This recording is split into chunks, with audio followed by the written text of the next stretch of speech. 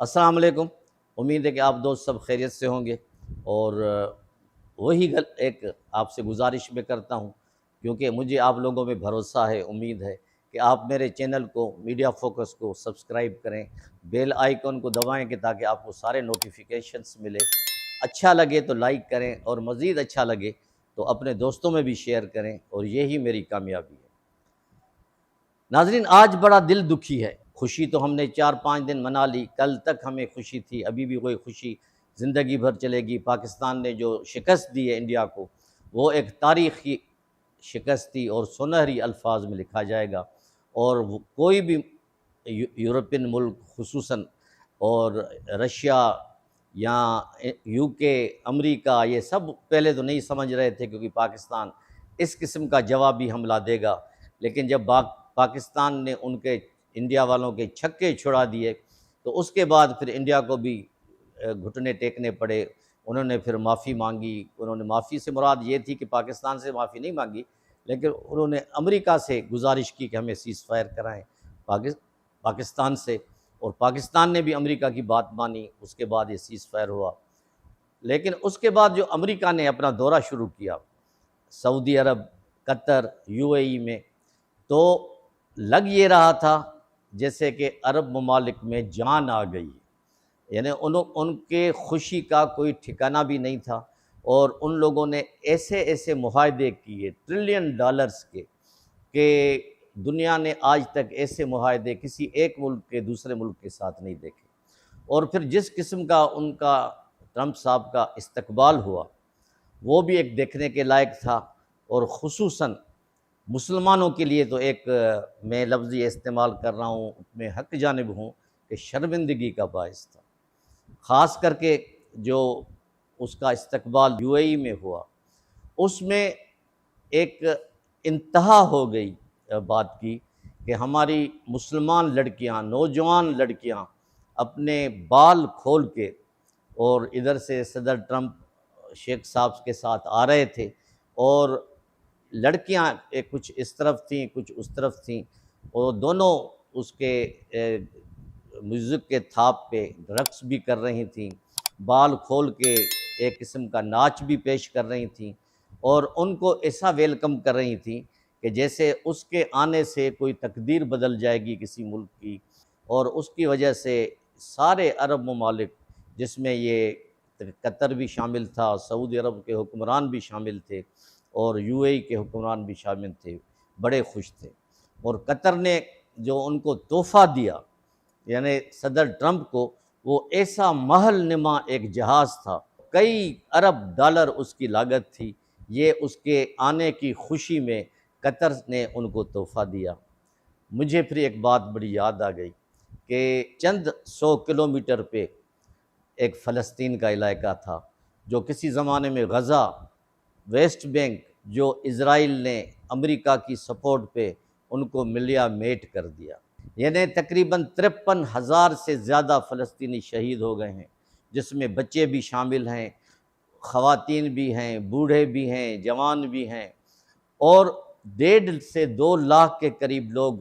زخمی ہو گئے ہیں، اور لاکھوں لوگ جو ہے وہ نقل مکانی کر کے فلسطین کو چھوڑ گئے ہیں۔ کیا اس کی خوشی میں ہم نے ان کا اتنا استقبال کیا؟ امریکہ کا تو سب کو پتہ ہے کہ وہ اسرائیل کا ایک ٹرسٹ ہے، لیکن جس میں کوئی شک و شبہ نہ ہو، اس قسم کا دوست ہے۔ یعنی جو کارروائی اسرائیل کرتا ہے، امریکہ کی اپروول کے بغیر نہیں کرتا۔ وہاں ماتم ہے، اور یہاں خوشیوں کے شانیانے بج رہے تھے۔ فلسطینی آہو پکار کر رہے ہیں، وہ اللہ سائیں کو پکار رہے ہیں، وہ اپنے مسلمان بھائیوں کو جو اتنے بڑے تحفے، اتنے ناچ ڈانس جو ہے اسلامی شریعت کے خلاف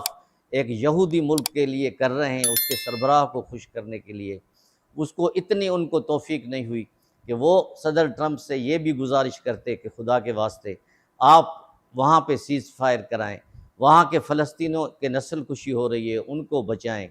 اور اسرائیل پہ زور دیں کہ وہ ابھی تو یہ قتل عام بند کرے، کیونکہ اللہ کی لاٹھی بے آواز ہے۔ اللہ کی لاٹھی جب چلتی ہے نا، وہ کسی کو کچھ نہیں دیکھتی۔ اور کئی مثالیں ہمارے پاس ہیں، کئی نبی کی امتیں تباہ ہو گئیں، اللہ تعالیٰ ایک طرح کی ڈھیل دیتا ہے، ہم اس ڈھیل سے اگر فائدہ اٹھاتے ہیں تو یہ ہماری خوش نصیبی ہوتی ہے، اگر نہیں اٹھاتے ہیں تو ہمارا انجام بھی اسی طرح ذلیل اور رسوا کی طرح ہوتا ہے، کیونکہ پاکستان نے جس طرح